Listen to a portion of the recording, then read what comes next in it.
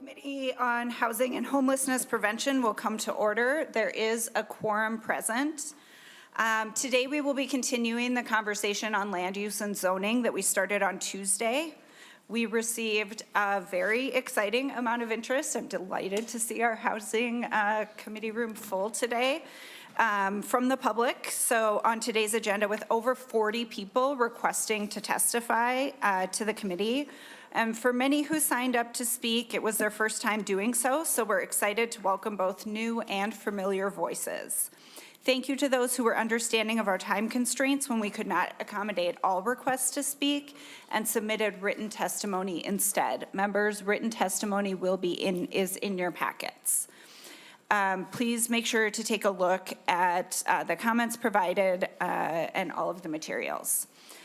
I also want to remind everyone that this is the first stop for all of these bills. We will be passing Senate File 2231 and Senate File 1268 to state and local government.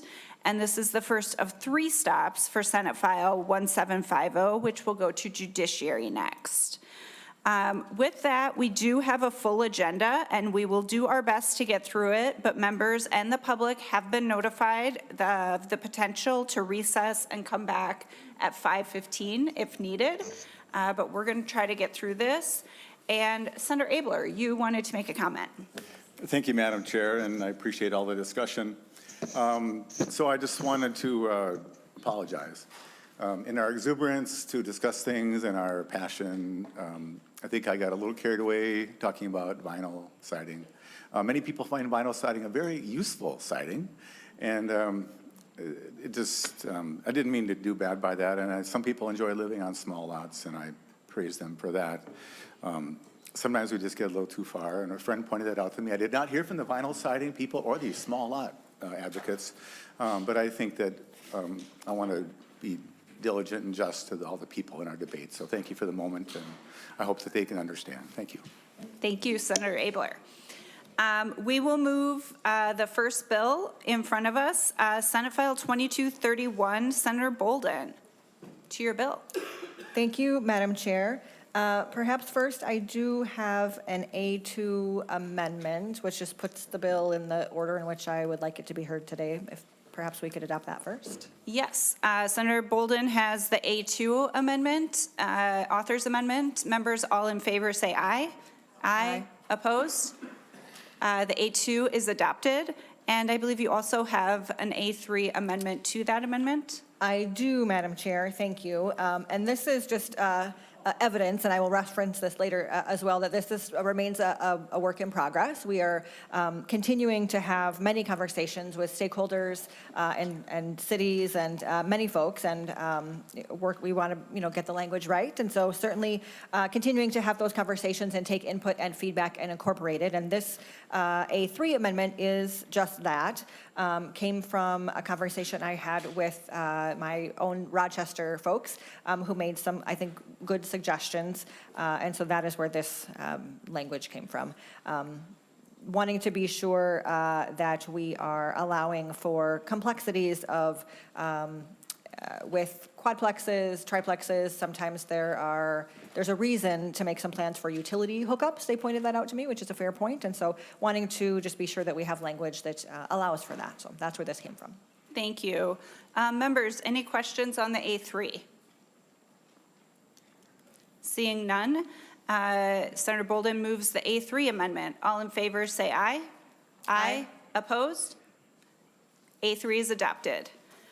Senator Boldon, to your bill now, and for the public and everyone watching, we are hoping to wrap this bill up by 1:15 at the latest so that we can continue to move through our agenda. So Senator Boldon, to your bill. Thank you, Madam Chair. I want to start by acknowledging that, as we discussed in this hearing on Tuesday, that this bill, which is one of a package of bills, is the result of nearly a decade of work done by a broad spectrum of folks, including previous and current members of this committee from both sides of the aisle, grassroots organizations from across the state, city leaders, planners, and other stakeholders. This bill stands on the shoulders of that effort and determination to address the housing shortage for Minnesotans of all income levels, urban, suburban, and rural. This bill is one piece, as I mentioned, of a larger package of bipartisan bills backed by the Yes to Homes Coalition this session that is taking a multifaceted approach to addressing this pressing issue in our state. Last year, we had some spirited debate and ultimately came up short in finding language we could agree on. Since then, I, along with my co-authors and colleagues from both parties in both chambers, have spent the last almost year having meetings with folks from across the state, including city leadership, advocates, zoning and land use experts, and constituents. We have made a genuine effort to incorporate that input, and will continue to do that. This bill is a direct reflection of those conversations. The objective of this bill is to encourage development of a wider variety of housing types with the goal of rounding out the menu of housing options on the market today. It does this by legalizing specific types of housing, triplexes and quadplexes. Finally, it specifies where and how those types of housing will be built while maintaining a healthy level of choice and customization for cities, as we know that one size does not fit all. So briefly, Madam Chair, I will walk through the bill and then return to testifiers. Subdivision 1 covers necessary definitions.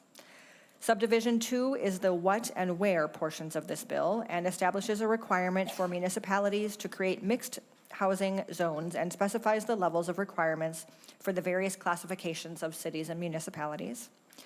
Subdivision 3 is the how portion, which outlines a set of restrictions on a municipality's ability to regulate the construction of residential developments in the mixed housing and commercial corridor districts. Subdivision 4 builds on that how by implementing an administrative review process for multifamily projects that is similar to 15.99, with the goal of keeping project timelines moving at a reasonable pace. This will allow us to not only build more homes, but build them efficiently in order to meet the high demand. Subdivision 5 further prohibits municipalities from using their powers in ways that blocks the application of this section. Subdivision 6 is the when portion. It covers the timeline of implementation of this bill and allows larger cities would have to do it first, and then smaller cities would have more time to implement. And then Subdivision 7 prohibits municipalities from enacting interim ordinances to delay or prohibit the application of this bill. So in short, Madam Chair, as we have had much discussion in this committee about the number of units we are short as a state and the need to build more supply, this is one piece of that puzzle.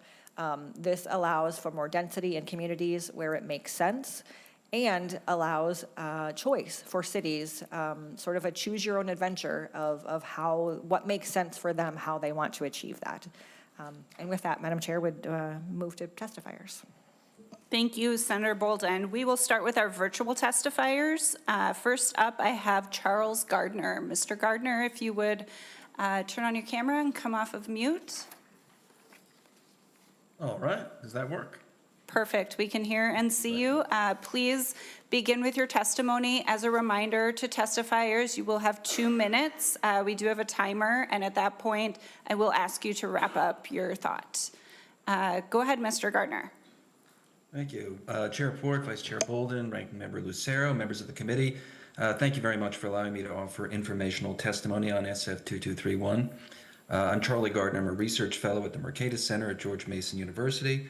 I study housing policy and affordability across the country, and as part of my research, I've recommended reforms to local land use regulations similar to those proposed in this bill as crucial to reducing housing costs. Since the beginning of 2020, home prices have risen around 25% in Minnesota, with the typical mortgage payment on the median priced home rising from $1,600 a month in 2020 to $2,750 a month in 2024. These increases are due in part to how local land use rules prevent the market from responding to high prices with additional housing supply.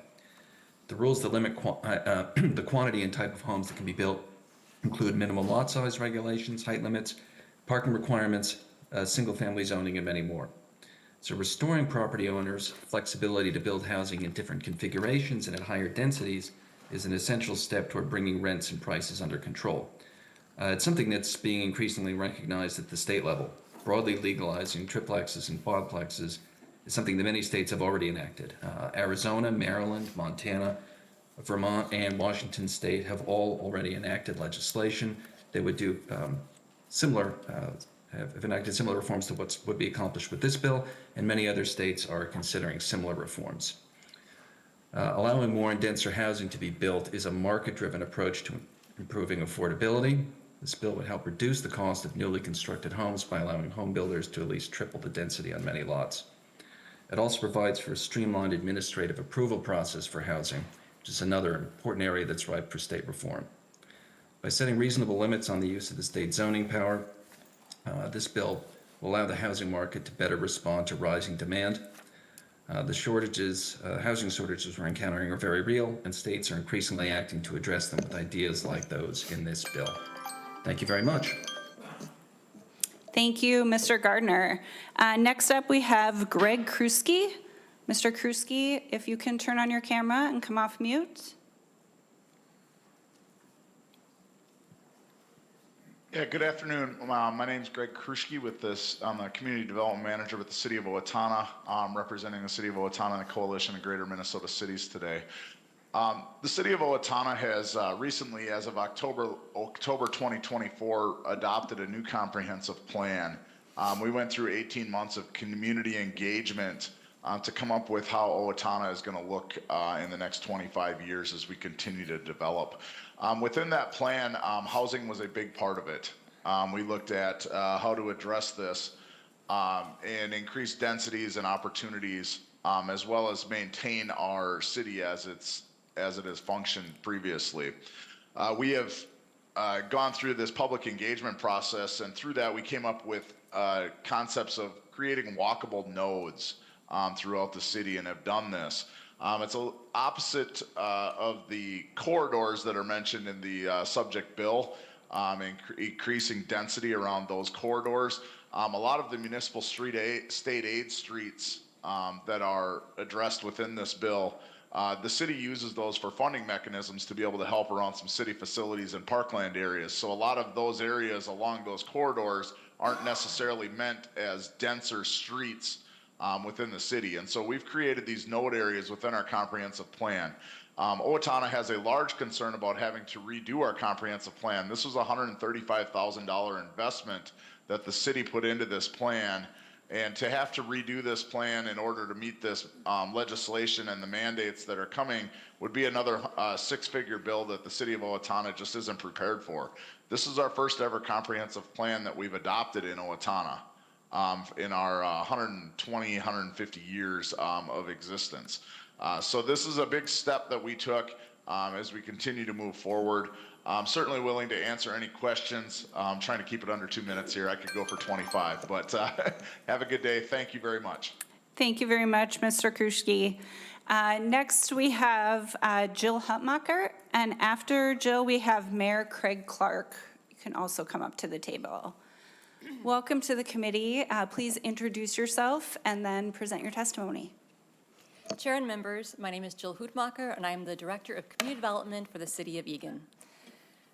I am testifying today on behalf of the League of Minnesota Cities, Metro Cities, and the Municipal Legislative Commission, which together represent cities across the state. Thank you for the opportunity to testify today. I would like to thank the authors of this bill for listening to concerns raised by cities. However, we continue to have significant concerns on this bill. Senate File 2231, as amended by the A2 Amendment, would create mixed-use housing districts and would impose densities in cities across the state without any local consideration of feasibility and reasonableness. The bill's language regarding urban and non-urban municipalities, as well as commercial corridors, is confusing in how and why they were determined. Municipal state aid streets are largely residential, not commercial in character. Higher intensity commercial areas are served by county roads. Mandating extra high densities where we haven't planned for it is extraordinarily problematic for us. We have significant concern to language under the administrative approvals section that would allow for automatic approval of building permits after 60 days for permits that may not meet state building code requirements for life and safety. Regarding the HOA language, common area infrastructure such as stormwater ponds, private streets, and parking areas must have a mechanism to ensure that systems are maintained and that property does not become tax forfeited and a public burden. Although fully developed, the City of Eagan has added over 2,100 residential units in the last 10 years, most of which are medium and high density housing units. Nearly 500 units are approved and waiting construction. Another 468 units are in the approval process. Over the past year, the city has planned for the short and long-term redevelopment of over 2.6 million square feet of vacant office space, which will result in new jobs, tax base, and hundreds of new residential units. The City of Eagan has accomplished all of this while embracing local civic public engagement into the decision-making process. We know that resident involvement at the local level builds trust in government and connection to communities. This bill interferes with the fundamental city authority and dismantles the comprehensive planning and zoning process that have worked to build thoughtful, connected communities in the metropolitan area. Thank you, Chair and members, for your time today. We look forward to continuing to work with the committee on advancing a strong state and local partnership on these issues as this legislation is further considered. Thank you for your testimony. Welcome to the committee. Mr. Mayor, please introduce yourself for the record and present your testimony. Thank you, Chair Port. I'm just a lonely city administrator, not a mayor, but work for the City of Austin, and also here I'm part of the board member for the Coalition of Greater Minnesota Cities. We're here in opposition to Senate File 2231. Land use issues deserve the finesse that local control produces as we build our cities, and not a one-size-fits-all from St. Paul. We need to keep in mind an individual's home is the most often their largest investment of their lives, and getting it right keeps people comfortable in their neighborhoods and mitigating issues that evolve when bad planning occurs. Furthermore, this legislation does nothing to address our challenges in greater Minnesota and communities like Austin. We're literally standing on our heads working to try to find developers to come and build multifamily and single-family homes in Austin. Our regulations are low and speed to market is fast. We commissioned a report with counselors of real estate in 2022. Their conclusion of the Austin market was that plats in Austin are relatively low cost to build out compared to other jurisdictions in the region and receive good public infrastructure support without high permit or utility hookup fees. The vast majority of costs of new plats are fundamental hard costs, soft costs, land acquisition costs, and financing holding costs. Aside from direct subsidy, it would be difficult for the city administration to reduce the total cost of new lot development and incentivize increased supply. So it's not a city problem that we're not welcoming new units. It's the cost of infrastructure, mortgage rates, prevailing rents, and comparable home values, and certainly wages that are holding us back. Recent subdivision, a 30-lot subdivision, had $50,000 of infrastructure costs alone, and make it a challenge for new housing starts. This legislation is the wrong solution to the problem. We need resources to help mitigate those and shrink that gap. We've made changes to our zoning code, went to a unified development code to increase flexibility. We offer tax abatement. We'd encourage anybody that'd like to come build in Austin. We offer 5 years tax abatement for any single family or multifamily building in Austin. We've adopted a strategy to allow the infrastructure to be financed over a 15-year period, like our road reconstruction projects financed by the city. So we're trying to help developers mitigate those upfront costs that are difficult. If you could wrap up, please, Mr. Clark. If what? If you could wrap up, please. Yes, ma'am. So we're currently in the process of a comprehensive plan with Malheur County, substantial costs of $425,000. I think another important point is our market already demands affordability. With only 16 houses constructed in 2024, our houses have to be affordable or else they won't be constructed. And we need a partnership with the state, not a zoning takeover. Thank you. Thank you for your testimony, Mr. Clark. The final two testifiers, we have Thomas Elness and Linnea Gotterstad.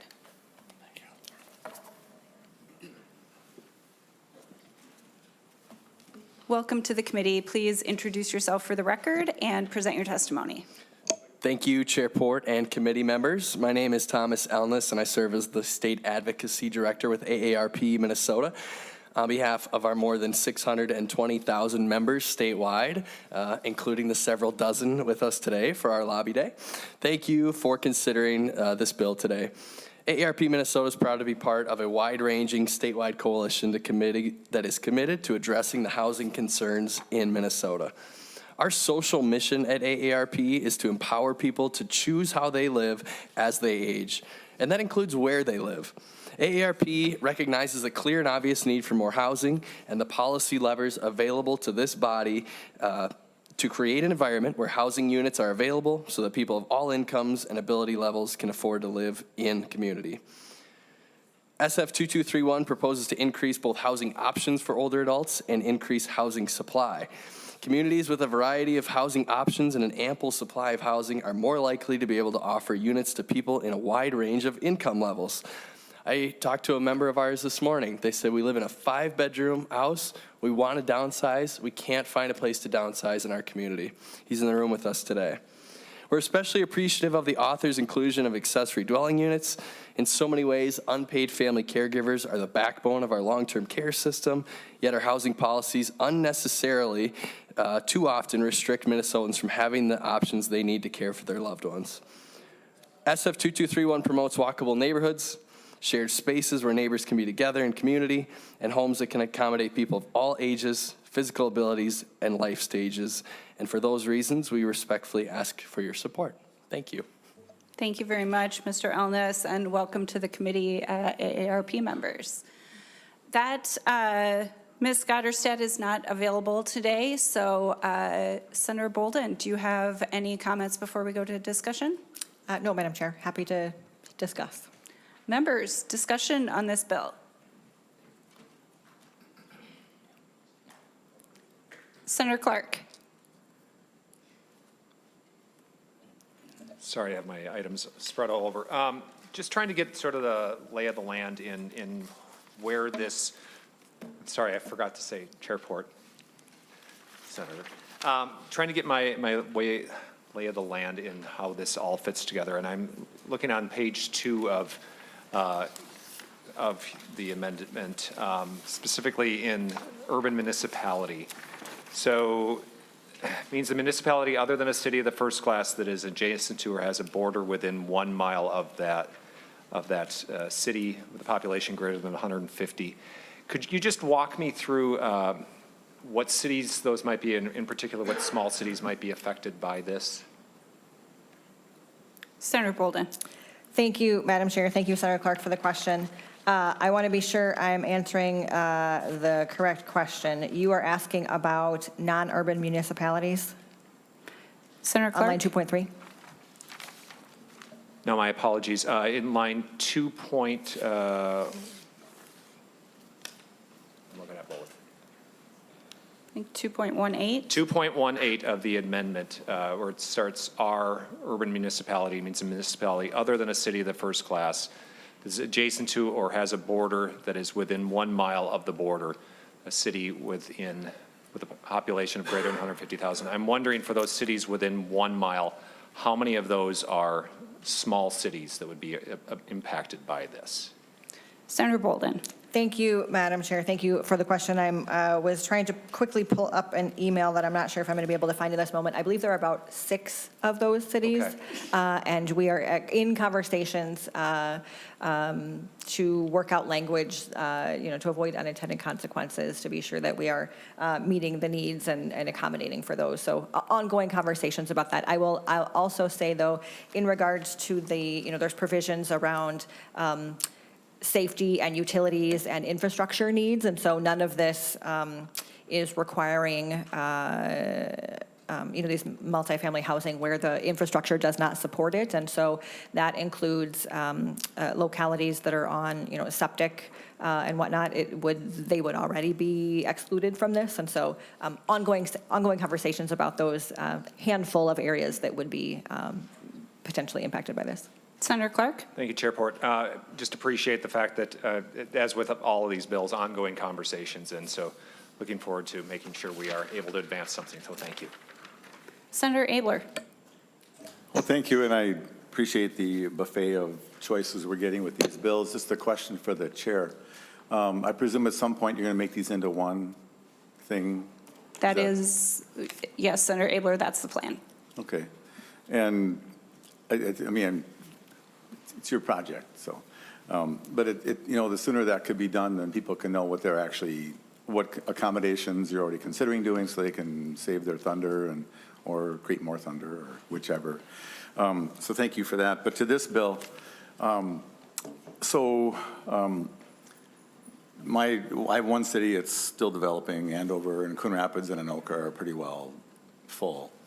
And so if they have a commercial district, they have like a bunch of commercial buildings along one of these roads, they now have to create housing for residential in those spots should they burn down or be vacant. Is that right?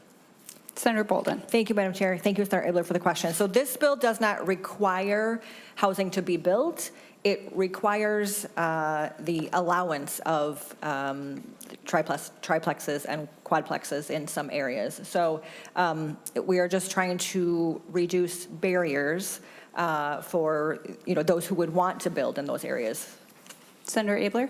Right. So, but I'm just, maybe this is not what you meant, but I'm just trying to figure this out. And I didn't see the amendment till today. And actually, nobody's coaching me. I'm just looking at this myself. But so like on 3.6, it says a covered municipality, which is us, must create a commercial, these districts or whatever. They have to have, the whole thing is that along these roads, these state aid roads. And so sometimes, so we're back to the question about housing and commercial districts again, which I think we covered before, which I think can be problematic.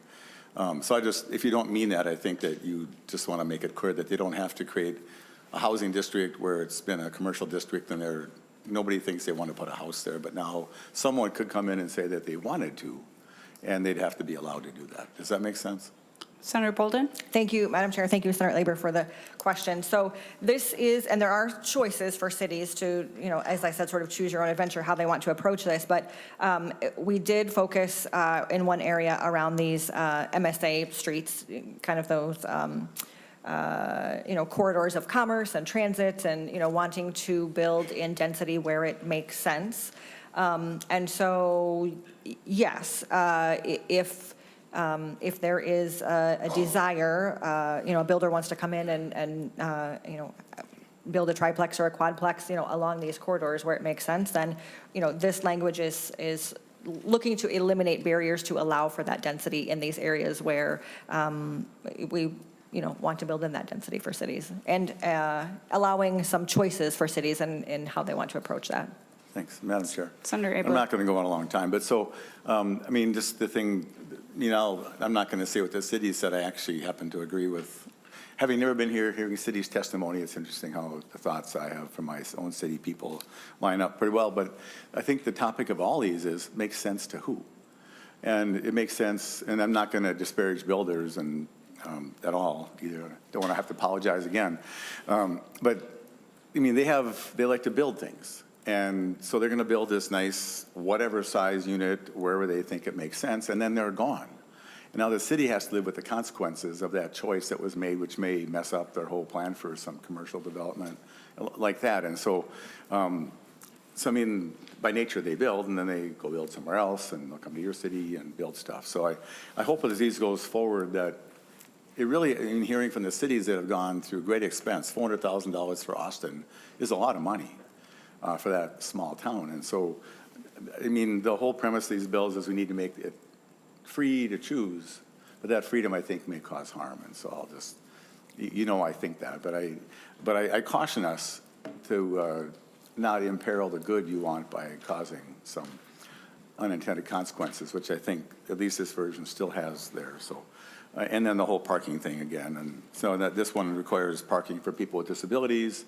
It doesn't require for parking for anybody else, and that's the next bill too. But I'm not going to repeat myself at every bill. But as you craft your comprehensive package, I hope that I know you will. I know what you don't want to do, but I hope that the testimony of those who have brought forward concerns that are just random citizens, random staff working across the state that are actually interested in the same outcome get taken into consideration pretty strongly. So thank you, Madam Chair. Thank you, Senator Abler. Any comments, Senator Boldon? Thank you, Madam Chair. I appreciate your comments, Senator Abler, and I think, again, we continue to be in conversation and continue to take input, and we'll do that as these bills move through the process. I think, something has to change. The status quo is not working, and there are some communities who are doing very well in this space, and there are others where the needs are not being met, and it is, currently essentially illegal to build the types of housing that are needed. And so, again, this isn't the answer to all of the state's problems around housing, but it is one piece of the puzzle. And so, looking to lower the barriers and make it easier to get multiple types of housing that we need across the state. Members, other questions? Senator Draheim. Thank you, Chair. And maybe I missed it. What is the path of this bill after it leaves here? State government. Okay. And I have a state government question, but I think it's important to talk about, so I Sure. apologize. So Senator Boldon, the community development gentleman from Owatonna talked about the comp plan. And the chapter of law on that is, I had it up here just a second ago, 462.355. And have you looked at that? Is that something we need to look at to make it easier or less expensive for cities? I think the comp plan is very important for cities and counties that do that. It looks to me, and I am no expert in this area, that there is a way to amend their comp plan. Have you looked at that at all, or what it takes to do that from a city's standpoint? Senator Boldon. Thank you, Madam Chair. Thank you, Senator Draheim, for the question. We have had, as a coalition, have had conversations about the comp plan, and this bill doesn't specifically, or with a timeline maybe necessarily direct cities to redo their comp plans, but that certainly will happen through the course of things. We did have language in the bill previously about a holiday for comp plans and remove that at the request of the cities. And so ongoing conversations about that, I think those will continue as we head towards state gov and looking at ways to, whether it's an amendment or ways to make that feasible for folks. Senator Draheim. Thank you. And can you, and I didn't know there was language in this before. I don't remember that part, so I apologize. I appreciate you working on this. You know, I support the concepts of everything in here that you're trying to do. So the rationale for removing that holiday was what? Just so I have an understanding. Senator Boldon. Thank you, Madam Chair. That was at the request of the cities. Okay. Did they give you a rationale, Chairport? Sorry. Not particularly. They didn't want it in the bill. There was not agreement that it was what they wanted, so they wanted it removed. Okay. Well, it'd be interesting to see what you have to say after state government. So thank you. Members, any other questions? Senator Abler. I waited to go last again. Just very briefly, I was just looking at, just to get clear I want to say something nice that I'm going to end with. So I'm going to start with just with so on line 3.7, these commercial corridors that encompass every lot that has frontage on one of these roads. So that means in any developed town that has one lot available on Main Street, if that's the right kind of road, they could put a home there, which would be interesting. And I don't know that you really mean that. So just as you work through this, it just says every lot. So that, and then finally, where I'll diverge from the cities, is on lines 415 to 21, where it says this whole HOA thing. That is a mess. And the cities do not have, just to the cities out there, what on earth are we allowed to happen in our cities? 80-some% of these homes are in HOAs. And this prohibits the cities from requiring that, more of that stuff. And so a lot of this stuff, and with credit to the proponents of this, it's aspirational. Let's find a way to get more housing, and maybe this will work, maybe it won't work. Should we let cities decide, or are we going to decide? I get that, but the HOAs is a real problem. And I would hope the cities would join with us in saying, we have to stop this. We have to, and that bill's coming up, but just, you can't have a development in your town that charges somebody $100 fine for a basketball hoop too close to the road, winds up charging them $6,000 a few months later, or foreclosure, and then they have to pay the $6,000. That is not okay. So good luck with the bill. Thank you for hearing me out. Thank you, Madam Chair. Thank you, Senator Abler. And I'll just note that this bill only applies to cities over 10,000. And in some cases with the higher density for cities of the first class. So, Senator Boldon, any closing comments? Thank you, Madam Chair. Thank you, members. I appreciate the discussion. Just in closing, people and families of all ages are looking for this type of housing across our state. whether it's young families in my district or in other parts of the state, or aging folks who are looking to downsize in the metro. This bill encourages light touch density that will help to fill in the existing gaps in the housing ecosystem. As we heard from testifiers today, this bill will allow different styles of homes in our neighborhoods that is a benefit to everyone. Minnesota's housing shortage is a collective statewide problem that necessitates a collective statewide solution. Build more, build faster, build more affordable. This bill is one piece of that puzzle to help us to do that. So thank you, Madam Chair. Thank you, Senator Boldon. And with that, Senator Boldon moves that Senate File 2231 as amended be recommended to pass and re-referred to the Committee on State and Local Government. All in favor say aye. Aye. Opposed? Senator Boldon, your bill passes and is sent to State and Local Government. Thank you. Thank you. Next up, we have Senate File 1268. Senator Fateh, welcome to the committee. When you're ready, Senator Fateh, you can present your bill.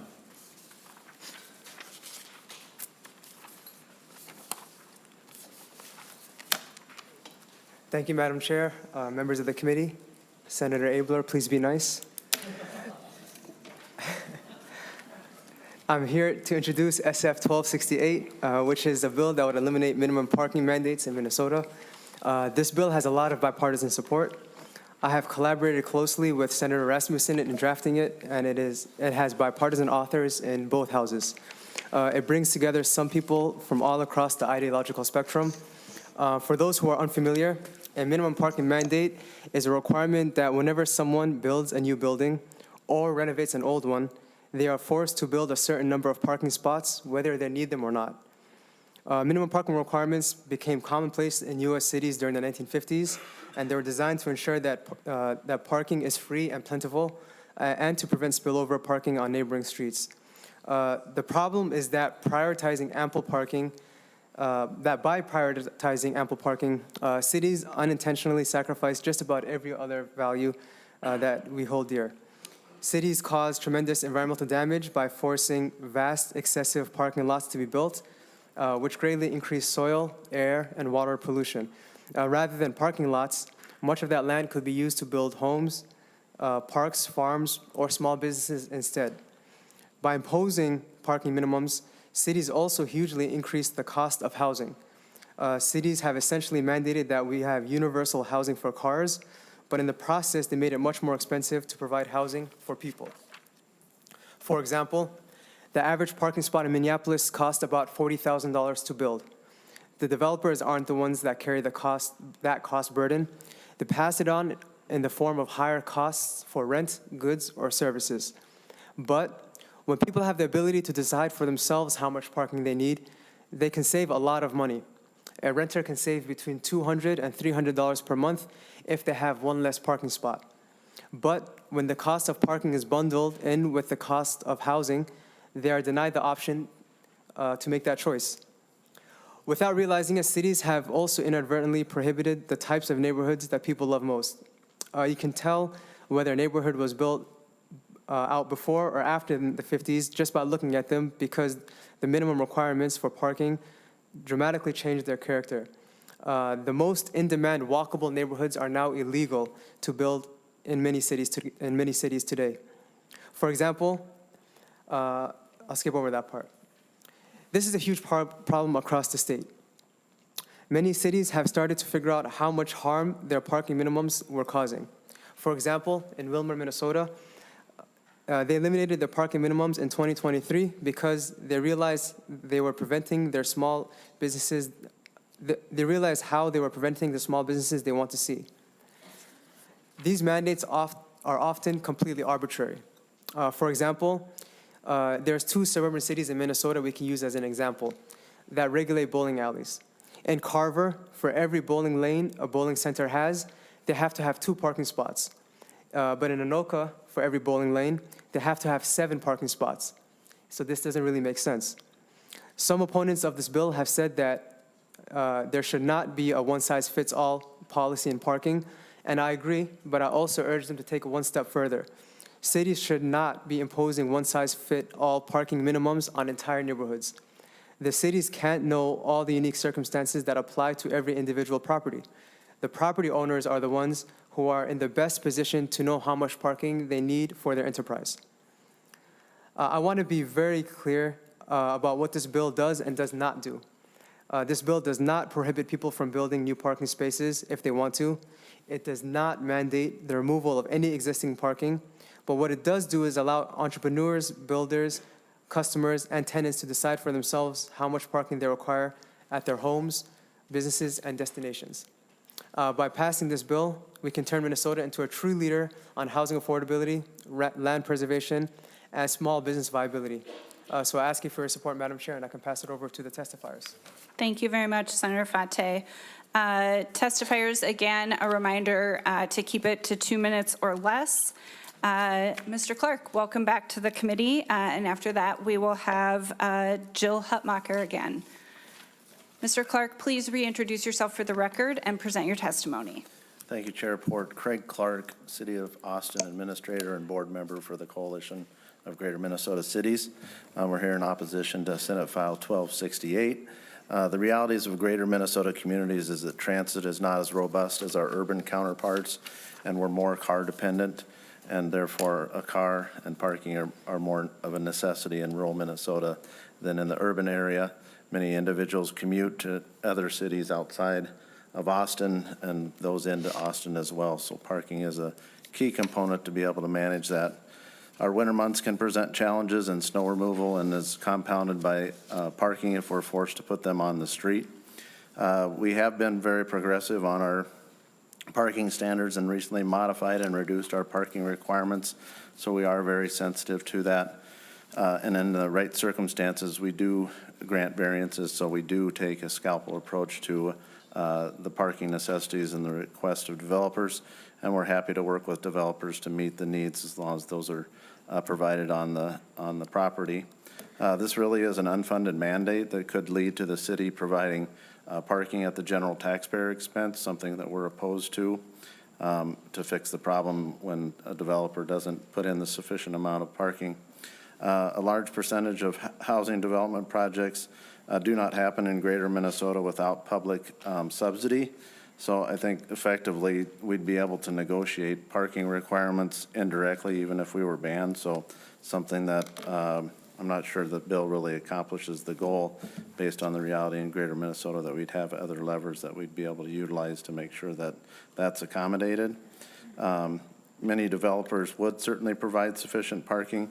However, rules and regulations are for those who wouldn't, and it's part of the role of the city to determine that. I know from the detractor standpoint, we have three pages of different prescriptives, so we have put a lot of thought into our parking requirements.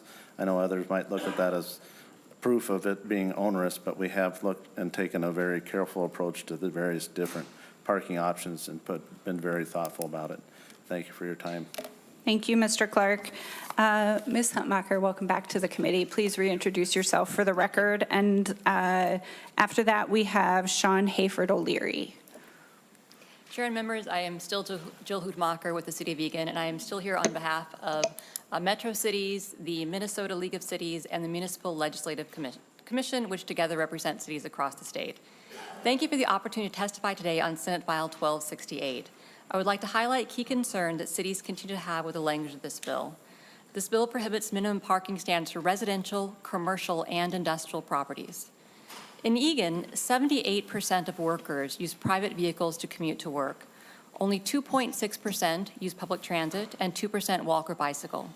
Parking spaces for private automobiles are a practical necessity for suburban residents. In suburban areas, commercial, mixed-use, and multifamily developments are often located along county roads and arterials which do not allow on-street parking. When on-site parking is unavailable, parking overflow creates conflicts between adjacent property owners. In industrial areas, a combination of truck and private vehicle parking on city streets has blocked sight lines and driveways. This can be particularly dangerous where industrial districts were built without sidewalks or pedestrian amenities. Parking minimums prevent situations in which a developer may make a decision to underpark a development that isn't backed by the market and maximizes profit. This leaves the negative impacts of an underparked development to burden future property owners, the city, and the community. Thank you, Chair and members, for your time today to comment on the bill. Thank you very much. Welcome to the committee. Mr. Hayford O'Leary, please introduce yourself for the record, present your testimony, and after that, we will have Peter Wagenius. Thank you, Chair Port and members of the committee. My name is Sean Hayford O'Leary. I'm a city council member in Richfield, and I previously served 6 years on the Richfield Planning Commission. City of Richfield does not have a position on this bill, and I'm just here to share my perspective as an individual local elected. My experience over the last 10 years as a suburban planning commissioner and city council member has led me to support a statewide ban on parking minimums. I believe in cities having the ability to use planning and zoning to better their communities, but I also believe in recognizing when cities have failed at that. And I think parking is an area where cities have failed to use that tool appropriately. You know, other testifiers are going to talk to you about the problems of excessive parking, how it affects housing affordability and small business, but I want to speak specifically to why it isn't working to regulate this on a city-by-city level. Richfield's only 2 miles north to south. We have Minneapolis on the north, Bloomington on the south. Within a stone's throw of our northern border in Minneapolis, you could build a 50-unit apartment building with 0 parking spaces. And we know from Senator Fateh's introduction how significant of a cost difference that is. In Richfield, you need 60 parking spaces for that same 50-unit building. In Bloomington, again, just a couple miles south, you'd need 100 parking spaces. So a very similar context in terms of likelihood that somebody will need to use a car, access to transit, and all of those things. And yet, just because it's in a different jurisdiction, it has a totally different effect on the affordability of that housing. You may hear other local electeds say we need to give cities room to innovate, then meet their local needs, not have one size fits all, et cetera. We've been trying that. We've been trying the different sizes for different needs for decades, and this is the result. They're basically random outcomes in the same area of the metro. Between 0 and 100 parking spaces are required for an identical building. Passing this bill will result in fairer outcomes across the state and a level playing field for property owners and residents, and I ask for your support. Thank you. Thank you, Councilman. Mr. Wagenius, welcome to the committee. Please introduce yourself for the record and present your testimony. Thank you, Mr. Chair. My name is Peter Wagenius. I'm Legislative Director of the North Star Chapter of Sierra Club, the nation's oldest and largest grassroots environmental organization. This bill prioritizes common sense economics, people's property rights, and brings to light the true cost of parking. When cities mandate the private property owners and housing developers must build excessive parking that their customers don't want, parking that the market is not asking for, it's not free. Building parking is expensive. Structured parking costs between $20,000 and $60,000 per stall, much more than the cost of many cars. And who pays for it? Minnesotans do, in our rent checks or mortgage payments. There should be an inverse fiscal note which delineates the cost to Minnesotans of not passing this bill. Excessive parking also causes pollution runoff, contributes to heat island effects, and hinders efforts to build more housing. The root problem this bill will solve is the same as with the first bill you considered today. Cities are thinking in the narrowest possible terms and not caring about how their actions cumulatively contribute to the statewide problem of increasing housing costs. Just like with cities' overuse of zoning codes to block housing, state inaction is now the problem. Cities have currently the power to block housing and mandate parking. And they've been using it year after year, decade after decade, but only because the state allows them to. I worked in city government for 16 years, and our city attorney set me straight on this question. He said, Peter, cities have no power under the U.S. Constitution, none. Cities only have the powers delegated to them by the legislature. So the legislature could continue to let cities fail on housing costs. But the state could also say, we're done waiting for you. At this point, if we let the cities keep failing, we are complicit in their failure. Passing the 2 bills you've heard today are a great start. It's time we abolish unnecessary expensive parking mandates for Minnesotans. Thank you, Madam Chair. Thank you, Mr. Wagenius. Next, we have Daniel Haregas, and after that, Rick Varco.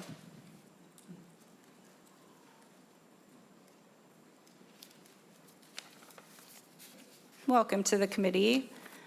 Please introduce yourself for the record and present your testimony. Thank you, Madam Chair, members of the committee. My name is Daniel Haregas. I'm a St. Paul resident and the policy director of the Parking Reform Network, a national nonprofit. I'm here today in strong support of SF 1268. Mandatory parking minimums are an arbitrary overreach of local government power. They function as a sweeping tax on local homes and businesses required to build parking they may not want or need. They hollow out local communities by effectively banning the walkable Main Street pattern of development, the traditional pattern common to older neighborhoods and small towns across the state. In our study of over 100 American downtowns, we found surface parking occupies an average of 26% of the land. Whatever share of that is going unused is a void that contributes virtually nothing to community vitality or the local tax base. These mandates have never had a sound basis in evidence. They spread largely through duplication of other communities' codes. To any community that insists upon their necessity, I would ask, what studies were conducted to determine that the parking quotas in your current code are correct and appropriate for every property? What % of your existing parcels are non-conforming? How much staff time is spent administering these rules? You will rarely find informed answers to these questions because these policies do not persist because of evidence, but because of inertia and status quo bias. Because undertaking zoning reform is a significant endeavor, especially for a small community, which is why state action is warranted on this issue. It's crucial to understand that parking mandate reform does not eliminate parking, nor does it ban any parking. What we've seen in communities that have undertaken these reforms, we've tracked over 3,000 nationwide that have done it to some extent, is that developers still build parking, often quite a lot of it, but you see a wider range, you see amounts of parking that are more context appropriate. And the result is that you see homes built, you see local businesses formed, vacant spaces reoccupied in contexts where that could never have happened under the prior parking requirements. I urge Minnesota to join the growing wave of places abandoning the experiment of costly and arbitrary parking mandates. Thank you. Thank you very much for your testimony. Mr. Varco, and after that we have Rayanna Lee. Chair Port and members of the committee, my name is Rick Varco. I'm here to support Senate File 1268 and the previous bill on behalf of SEIU, Healthcare Minnesota, and Iowa. Our union represents 50,000 healthcare workers in hospitals, clinics, nursing homes, and self-directed home care. Walkers, bus riders, minivan drivers, and delivery truckers all have different preferences for parking. The best way to reconcile their conflict is to let them compete in the private market. Individuals and businesses should be able to build the parking they prefer on the land they own. Local communities should not impose the preferences of some on everyone else. For workers, housing is the biggest family expense. Union contracts with great pay increases don't mean as much when your rent goes up faster. Housing costs go up fast when local governments force people to pay for empty parking spaces they do not want. That is why the Minnesota AFL-CIO passed a housing resolution last year that, along with endorsing other policies, called for the eliminating mandatory parking minimums. Parking reforms were a major reason why Minneapolis has been able to grow their housing supply and keep rent increases lower than other areas. This amounted to a huge pay increase for our members, especially since so many use mass transit to get to big healthcare facilities. Let's do more of that. This bill makes housing more affordable for caregivers, it fights climate change, it allows low-income and people of color more access to the best job opportunities. Whether you think Minnesota needs lower taxes or better public services, the budget reality this session is that you won't be able to do much of either. But this bill does not cost anything. At no cost, you can lower the #1 expense for every family, and the impact will only grow over time. This is a bill where members of both parties can come together and do something this session to support working families. Don't wait. Thank you, Mr. Varco. Welcome back to the committee, Ms. Lee. Please introduce yourself for the record and present your testimony. Thank you so much, Madam Chair and members of the committee. My name is Rayanna Lee, and I serve as a Legislative and Coalitions Director for the Americans for Prosperity chapter here in Minnesota. First of all, I am thrilled to hear so many people using our kind of lingo, reducing barriers, cutting red tape, government overreach, loving it. Our mission is to ensure that every individual has the opportunity to achieve their version of the American dream, and a stable, affordable home is a crucial part of that. We talk to Minnesotans every single day. We knock thousands of doors per week. And one of the frustrations that we hear is the limited housing market that inhibits economic mobility. We support many of these housing initiatives because they take important steps toward addressing Minnesota's housing shortage. We know that overly prescriptive mandates have kept homeownership out of reach for far too many people, and by removing these regulatory barriers, we can allow the free market to better meet housing demand. For far too long, excessive zoning laws, costly mandates, and unnecessary regulations have constrained the housing supply and driven up prices.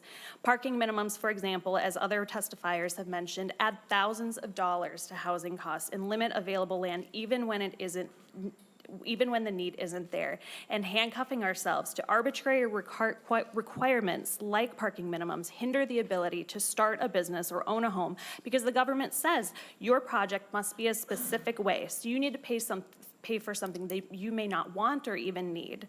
So instead of imposing rigid rules, we encourage innovation and flexibility. Government by nature moves too slowly to keep up with ever-changing market demands. A thriving housing market depends on reducing red tape, not adding more, and we urge lawmakers to continue prioritizing policies that respect property rights, promote market-driven solutions, and expand housing opportunities for all Minnesotans. Thank you. Thank you, Ms. Lee. Members, questions? Senator Draheim.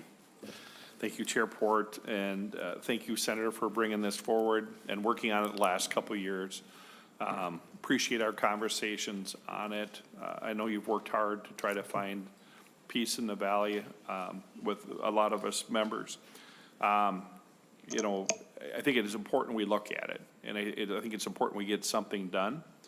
I'm not convinced this is 100% the way it should look. You know, I think Craig Clark from Austin was in the room when we were talking, because he almost said the exact same thing that we talked about how things are a little different in a lot of the smaller towns, especially my district.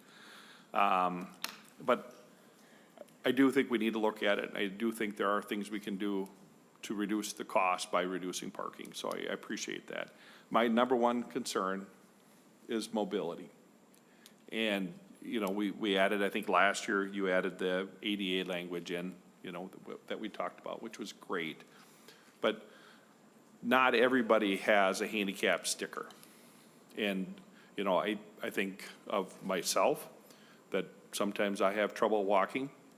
Senator Port, you know, I know you can relate to this.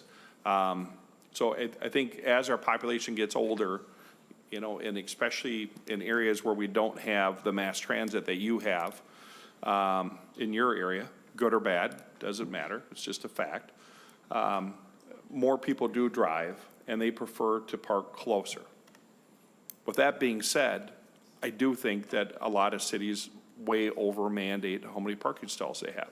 So I hope we can figure something out this year on this. But I do think we have to be mindful a little bit on the size of cities, because every one of my cities is begging for people to come build in their communities. And they will work with them on whatever they want to do, pretty much. They just want the contractors to come and the developers to come. So let's find a happy medium. I applaud the effort, but I think we do need to tweak it, Chair. So thank you. Thank you, Senator Draheim. Senator Fateh, any response? Yeah, first I want to thank Senator Draheim for taking the time, multiple times, to speak with me over the last 2 years on this legislation. And I do think we can find an agreement on this. I think that we tried our best to take into account rural, suburban, urban. But I remember joking earlier that parking minimums will still be a huge problem even if walking was never invented, right? And that's because cities are just not good at figuring this out. But I think that property owners, developers, they can take into account the need, how much space is, but also the type of population that are around also. But I do hear your concern, and I'll continue to work on this with you and other members, Senator. So thank you. Senator Abler. Well, thank you, Madam Chair. And I just want to thank my seatmate for the honor of, I've never really been included in the opening comments, written down to ask to be nice. So I didn't know I was that guy, but thank you, Madam Chair. And so my seatmate is I would like to, when the time comes, I'd like to move the bill with recommendation to pass, and I will abstain. So that'll be my kindness to my seatmate. Thank you. And I'm just curious if he would, I didn't ever think about if walking had never been invented. So that's really an interesting thought to this bill as well to bring in. Just what if it hadn't been invented, Senator Fateh? Thank you, Madam Chair. Thank you, Senator Abler. Senator Pott. Thank you, Chair Port.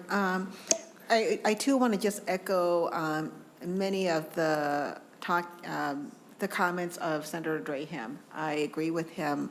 And I want to just say thank you so much, Senator Fateh, for the many conversations you and I have had on this bill as well. And I know where you're coming from, and I know the goal that you're trying to accomplish. And many of them are very good.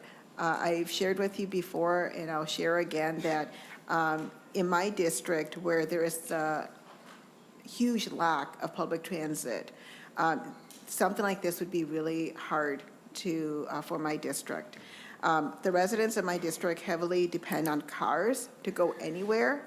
And my concern is that within my district, if we're giving developers the exclusive power to decide the number of parkings they will provide, especially for residential developments, this could be really hard. That means a 200-unit apartment could possibly be built with, say, 50 parking spots. And the city can make a recommendation, but the developer has exclusive power to decide. And that's where it's really hard, because the community of the city has really no say other than a recommendation. Then where is the other 150 or whatever people are supposed to park if there's only 50 parking spots? Again, in my district, there's barely any public transit. So they are heavily dependent on cars to get around. Oftentimes right now in our city, we already have a lot of issues with parking around apartment buildings. People are parking 2 blocks away from where they live just to try and get parking. They're parking on the public street 2 blocks away, walking in the middle of winter, sometimes with children, sometimes with grocery. It makes it really hard. These are the problems already existing in my community that I hear all the time around parking. So that's my concern on this. Senator Fateh, I really appreciate that you've been open to this conversation. I'm in support of passing this, knowing that you and I will still continue to have this conversation. But these are real concerns that I've seen in my communities happen over I was on the city council in my city for 6 years. In those 6 years, we had a lot of disputes about parking in my city. So that's why this really is an issue for me. Thank you. Senator Fateh. Yeah, thank you, Senator Pan. Also, I appreciate you also for opening your office for me and being able to speak with me on this bill.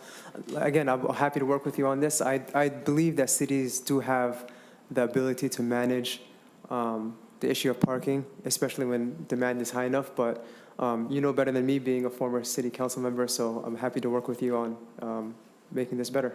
Thank you. Senator Housley. Thank you, Madam Chair, and thank you, Senator Fateh, for continuing on this mission. I get it, but I want to continue off of what Senator Pa said with the example of the 200 resident apartment building and only 50 parking spots. And we actually had that issue in downtown Stillwater. And I don't know if you've been to downtown Stillwater, but it is a ton of small businesses all throughout downtown Main Street. And our actual Housley Homes has an office downtown Stillwater also. And parking is a huge problem, and our business owners are always needing more and more spaces. And in the case of having a 200 residence apartment building with only 50 parking spots, now you've got 150 more cars taking up street spots. So any of our visitors to Stillwater are probably going to stop coming if it's going to take them an hour and a half to find a place to park. And when this did happen in downtown Stillwater, I think it's great. And it's a great apartment building that finally did go up, but it wasn't until a space was provided for that developer to create the extra parking for the residences. So thank you again. I think there's still some work to be done because I think there is some problems still with it. So thank you. Senator Boldon. Thank you, Madam Chair. Thank you, Senator Fateh, for all of your work on this bill this session and previously. Certainly, you are doing the work to talk with members and hearing concerns. It is clear to me that something needs to change, that, you know, the current state is not workable. It doesn't necessarily make sense. I appreciate the examples you gave, as did other testifiers, of sort of how this is different from locality to locality. And it seems a bit arbitrary in many cases and doesn't seem to make sense. If not arbitrary, certainly is inconsistent. And so I think it is the right thing to do for a variety of reasons, one of which is just the cost of housing, as we, again, are having conversations about how do we increase the supply that we so desperately need. We should be looking at every way to decrease the cost of housing, and this certainly is one of those things. And so appreciate your work. You know, you're hearing genuine concerns, I think, and appreciate your willingness to continue to work on that. And I do hope we can come to some, maybe a happy medium to make progress on this. So thank you very much. Thank you. Senator Lucero. Thank you, Madam Chair, and it looks like pretty much everybody's going to have a word, so I thought I might as well chime in. I wanted to thank Senator Fateh as well, and one of the things that I always enjoy is conversations. Whether I agree or disagree, I always appreciate the dialogue. And so, Madam Chair, I appreciate that he came to my office yesterday. I did express the concerns that I had, but again, just like this bill before us or the next bill, it is a starting point for a conversation, and for everybody listening, for everybody sharing their support or their concerns. Again, that is how this legislation is shaped as it moves through the committee process. So I guess this was a good warm-up for the next bill that follows. So again, thank you, Madam Chair. I'll jump in. So we get almost the full round.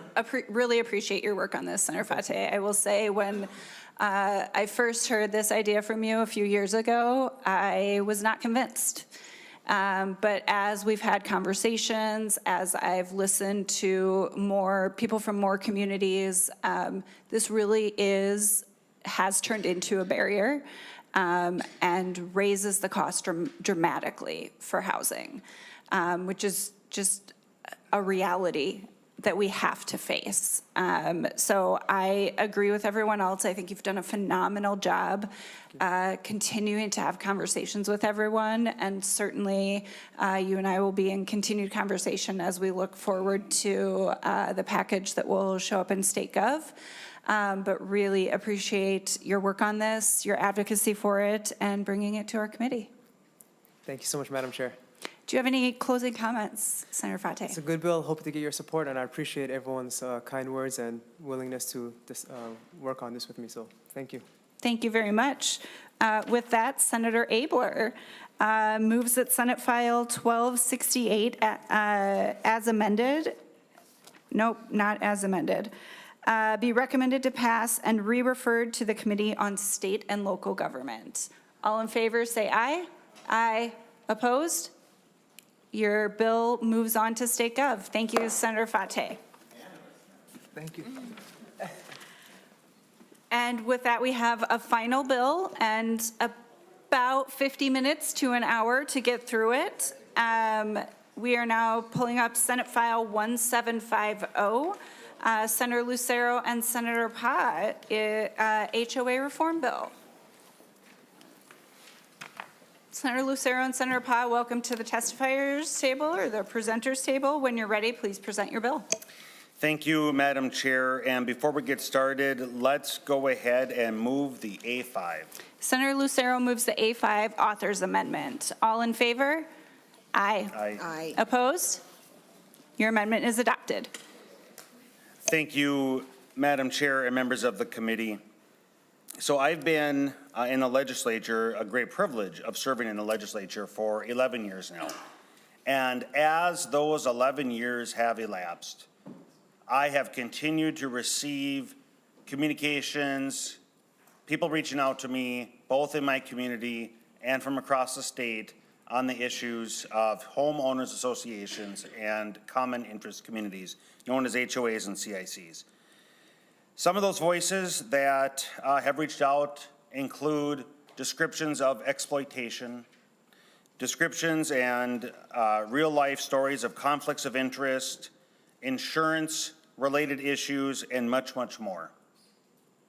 And I have spent hours upon hours on the phone listening and receiving this feedback, compiling this feedback. And it was with great interest and excitement that last year, the body, the legislature, formed the legislative work group on homeowners associations and common interest communities, as we've already heard in this committee before. And just as a friendly reminder, that was a body consisting of 20 members. We met 14 times and had 3 listening sessions in various communities.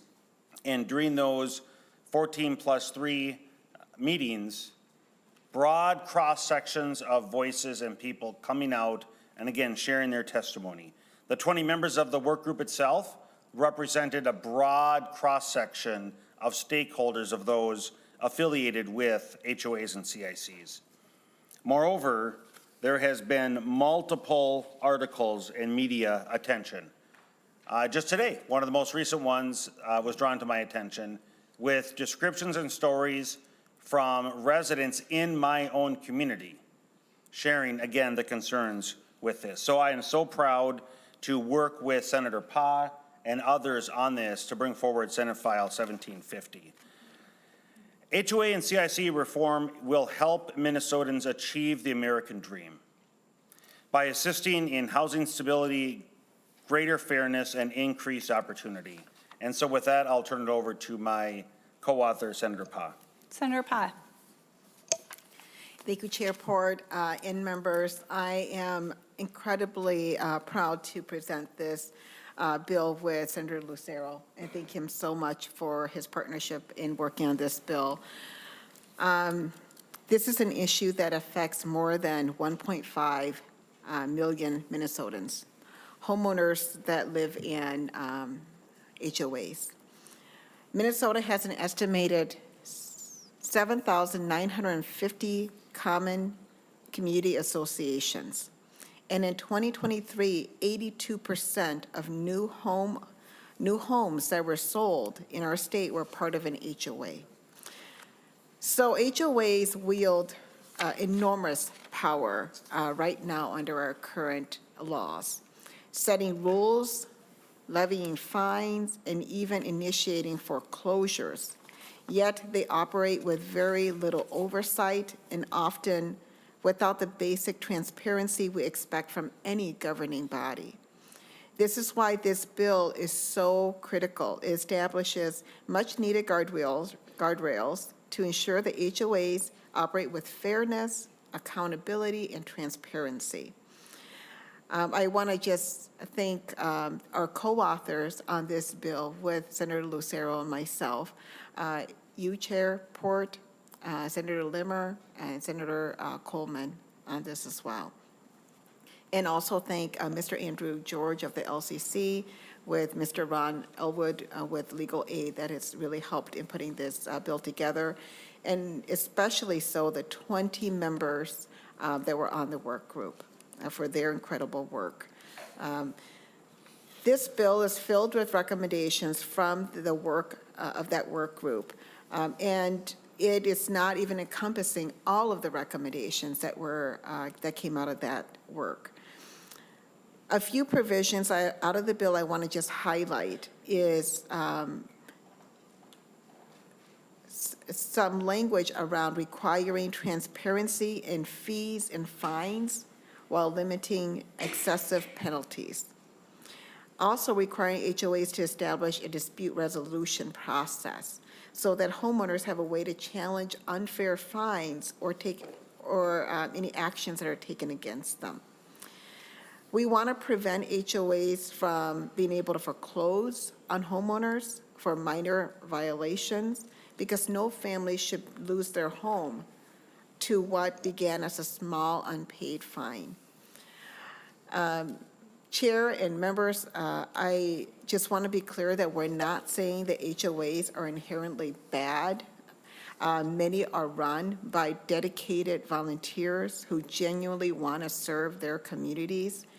These reforms are here to provide clear guidelines and governance tools to help them and to help HOAs create thriving neighborhoods.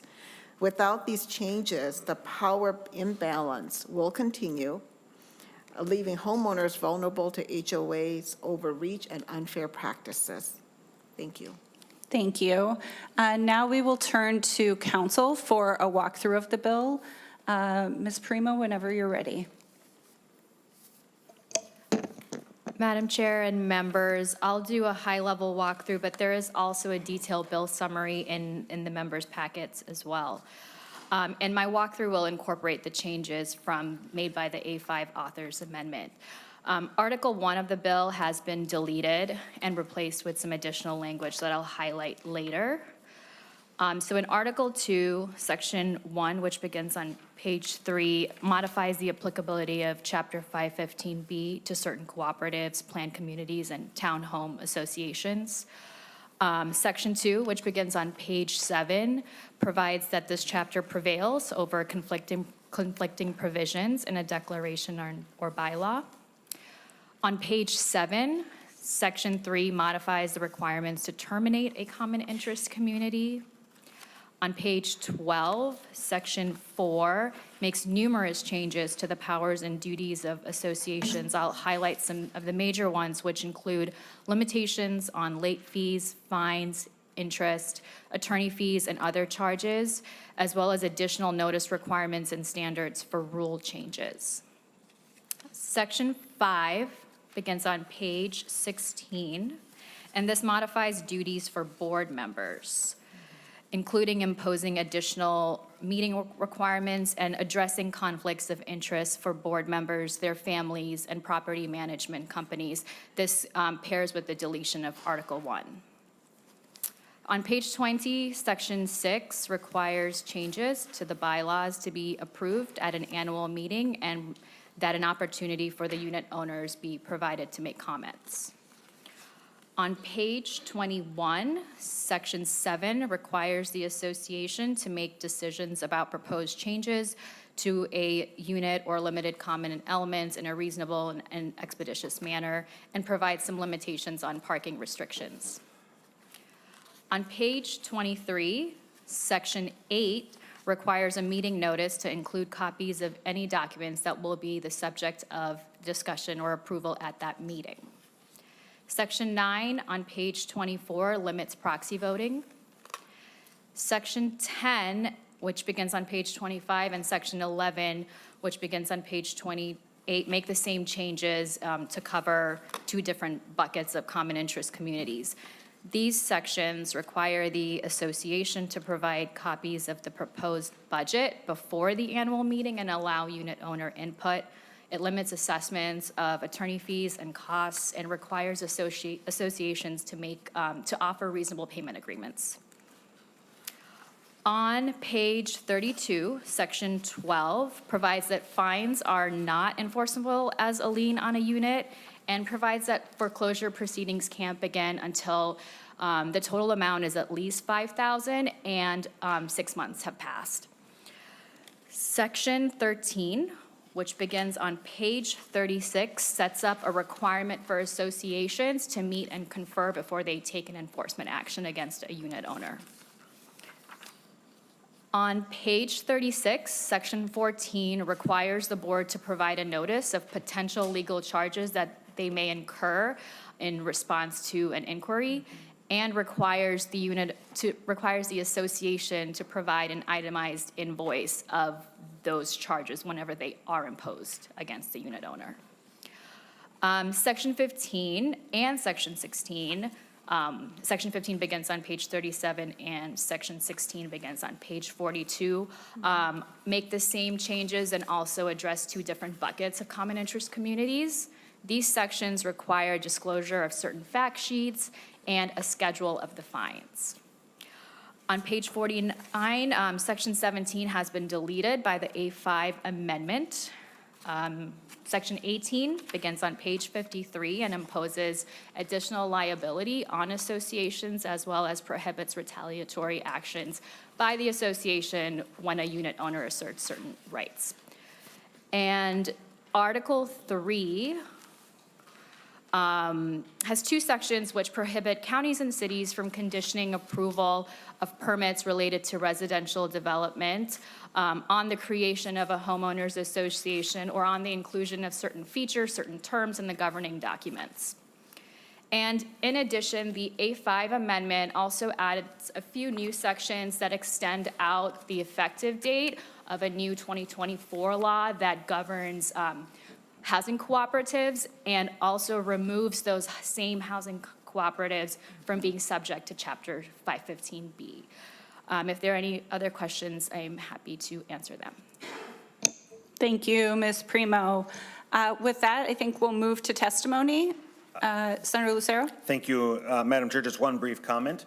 With the amount of feedback that has come into this, I just want to reiterate, as people are coming up, both for and against, that this is a work in progress. It is our absolute intent to continue to receive feedback, to compile that, and to have another author's amendment at the next committee and in each subsequent committee after that.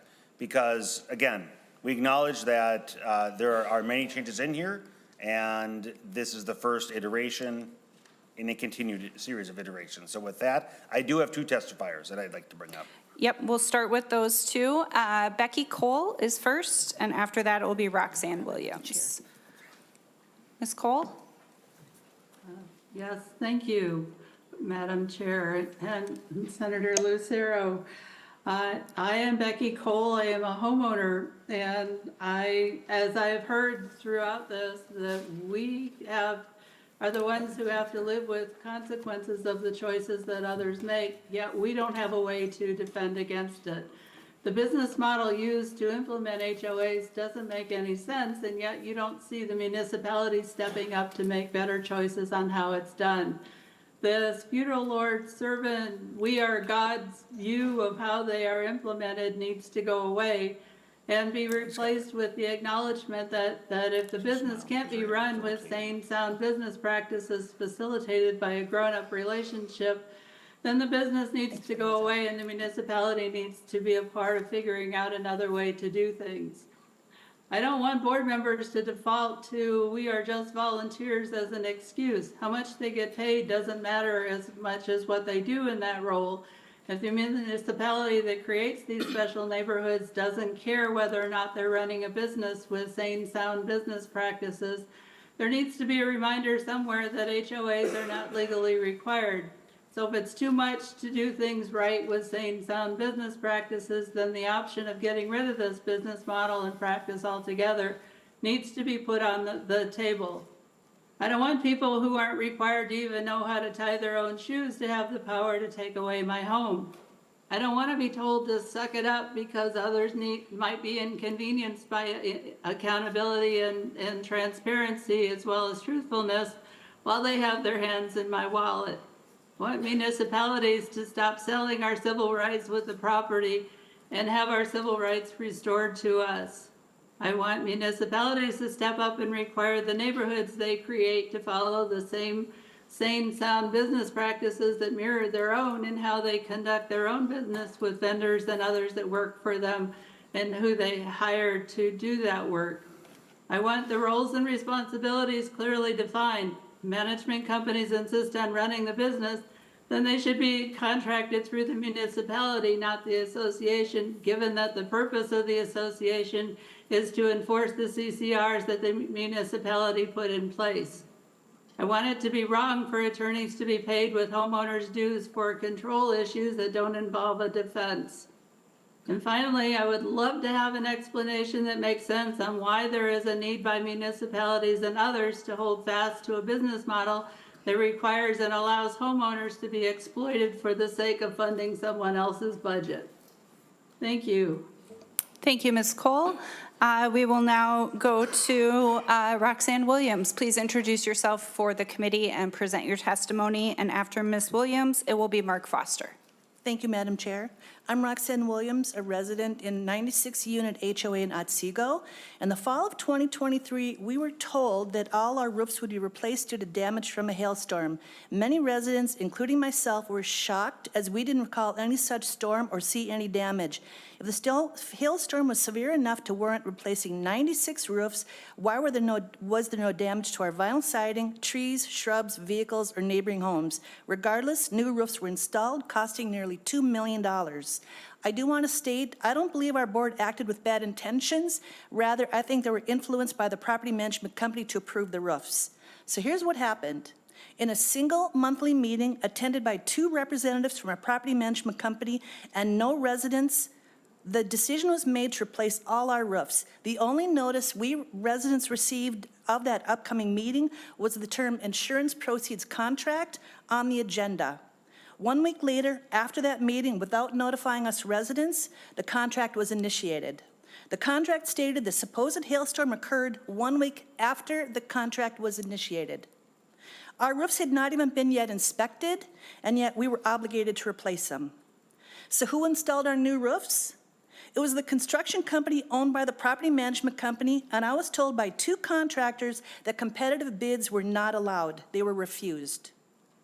The contract didn't even contain a price, so what we signed was a blank check, and it stated the cost would be determined by the insurance adjuster, and I've since learned that those adjusters can earn commissions of 5 to 20% of the roof job.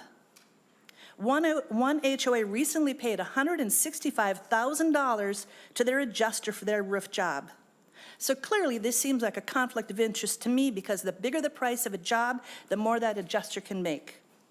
At a recent Dutch Knolls HOA meeting in Rogers, the attorney for the board and the property management company was there and controlled the meeting with an iron fist. When a resident asked about the adjuster's fee, he said, "We're not going to talk about that." And also about Dutch Knolls, they had all 96 roofs and decks replaced in the last 2 years, but their current property management company convinced the board they need new roofs again. So the residents are now obligated for their 3rd capital project in 3 years. 2 more things I'd like to mention. An attorney contacted our board about an investor who's interested in buying a lien that we held, our HOA held, on a foreclosed property. So behind the curtains, the attorneys who presumably are involved with people losing their homes are connecting investors with those same properties so they can take advantage of the equity that might be built in it. So could that be an example of insider trading? Also, attorneys bill residents without even a hint of what they're for. I myself have received 2 such bills totaling more than $900 after I sent my 2nd request in 9 weeks for an itemized statement. I received a response that very day, but it was in the form of a threat. It was a demand letter that said if I didn't pay in 30 days, they would take legal action up to including taking my home away from me through foreclosure. 2 neighbors in my HOA have paid over $5,000 each in attorney's fees, also with no itemization, no detail whatsoever. To this day, I have no detail whatsoever. And it won't be surprising then if due to this meeting and what is happening here, that these industries' attorneys might get upset if their billing practices are reined in. So I just want to say the property management industry has grown to tens of billions of dollars, and the goose that lays that golden egg needs to come to an end, and I really hope it can end now. Thank you. Thank you, Ms. Williams. Mr. Foster.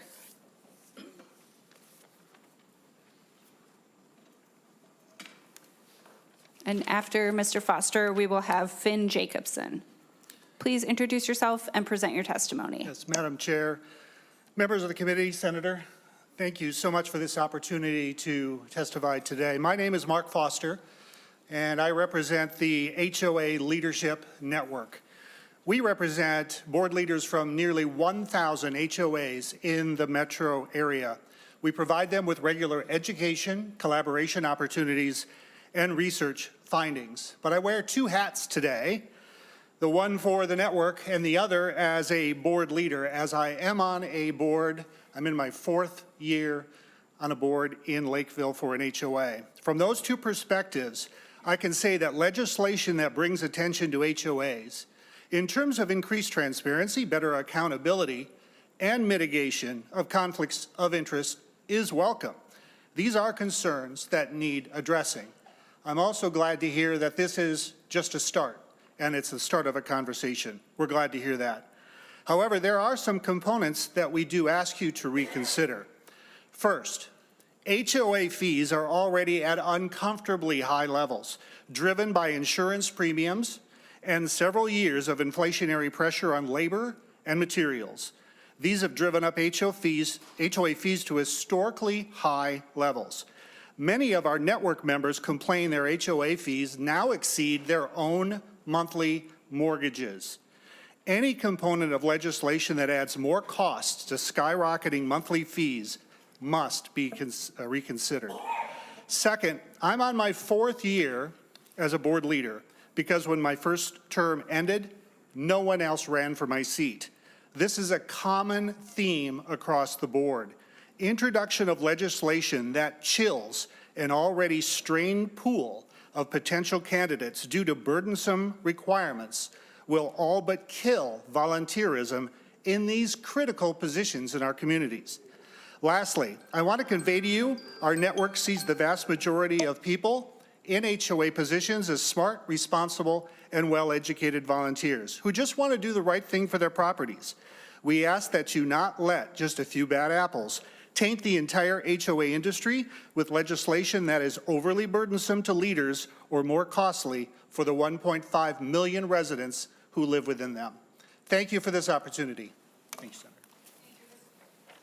Thank you, Mr. Foster. Next, we have Finn Jacobson, and after that, Cindy Haase. Mr. Jacobson, please introduce yourself for the committee and present your testimony. Thank you. Good afternoon, Chair Port, committee members, senators. My name is Finn Jacobson, and I'm a partner at the law firm Smith, Jayden Johnson. I'd like to start by thanking everybody for allowing me to testify today. I have provided a more detailed analysis that goes over some of the high-level points that you should have in your packets. I've spent the better part of the last decade of my professional career advising and guiding boards of directors within HOAs.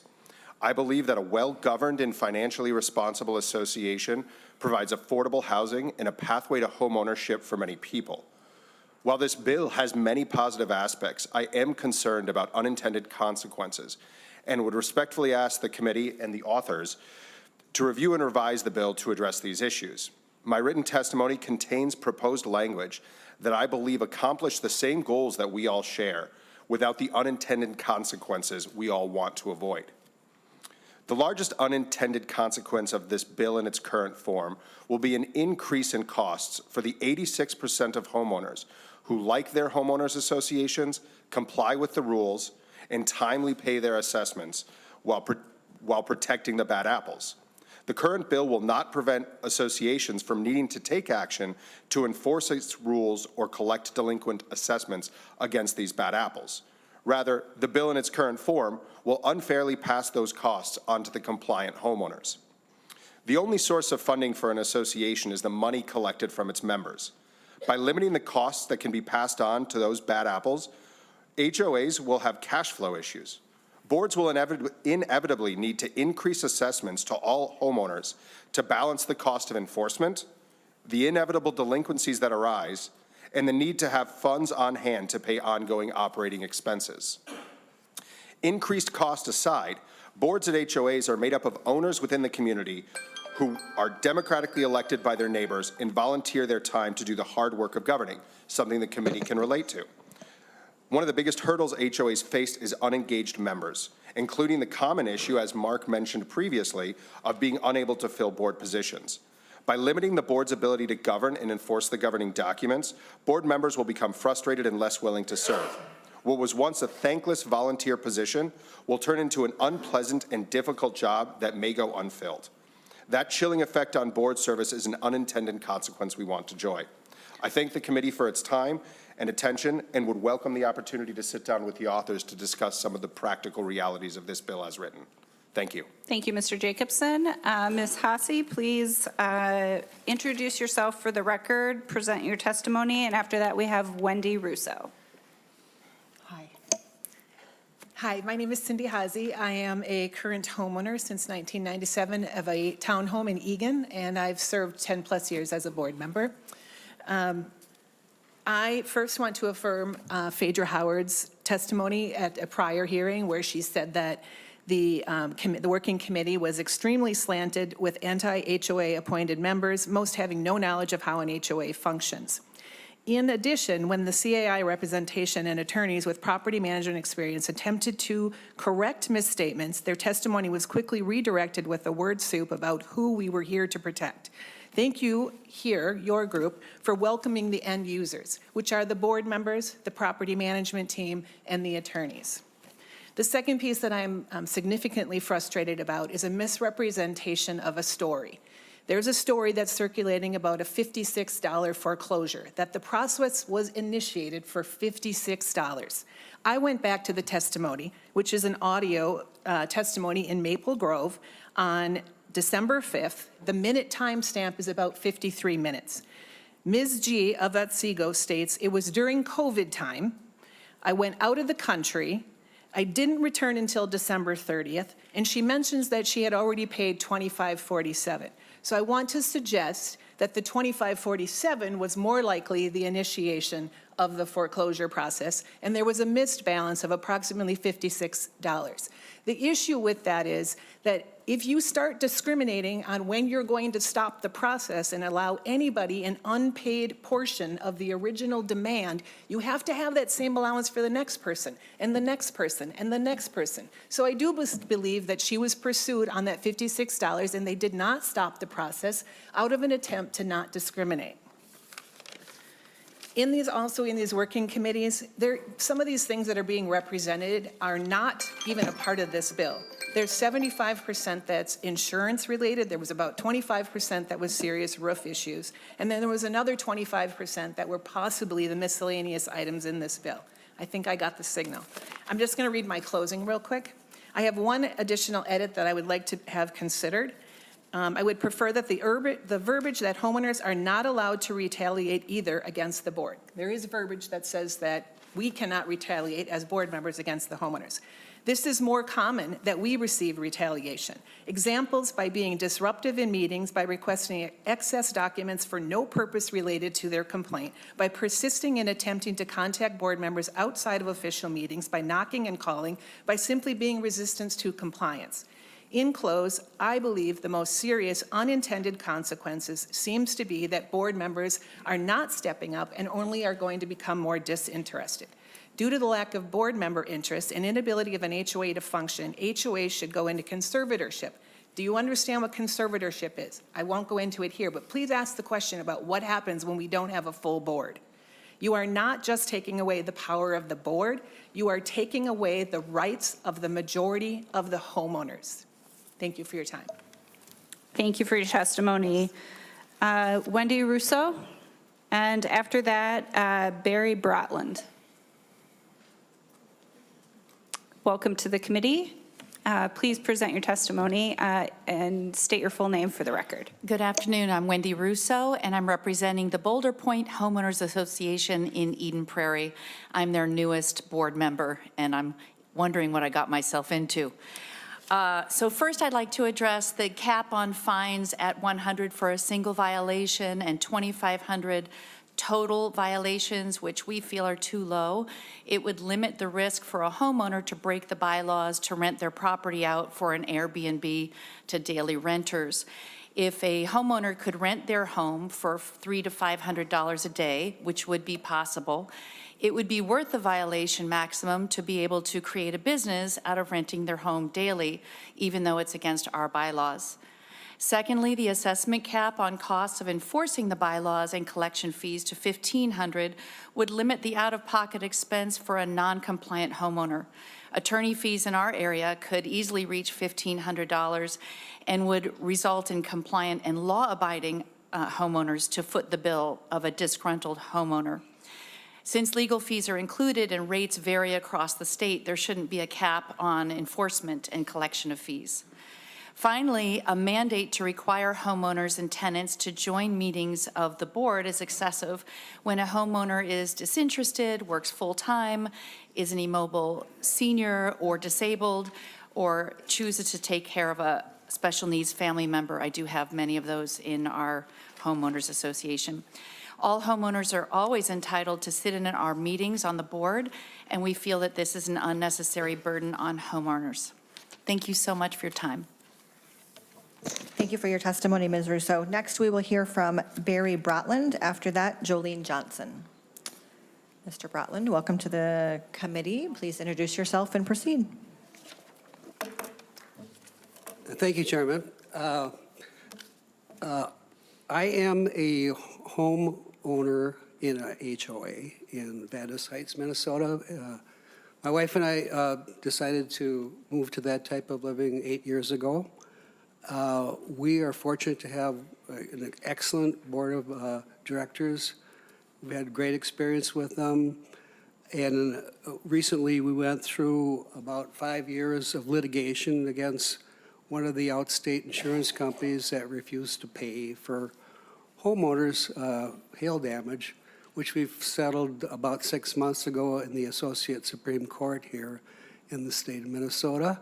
Finally got, I couldn't believe that our board members took the abuse and for 5.5 years to get that settled, but it was an incredible commitment to stay with it. My occupation is, this is my 50th year as a licensed real estate broker in the state of Minnesota. So I was around before CICs and HOAs existed and watched them develop from the ground up. And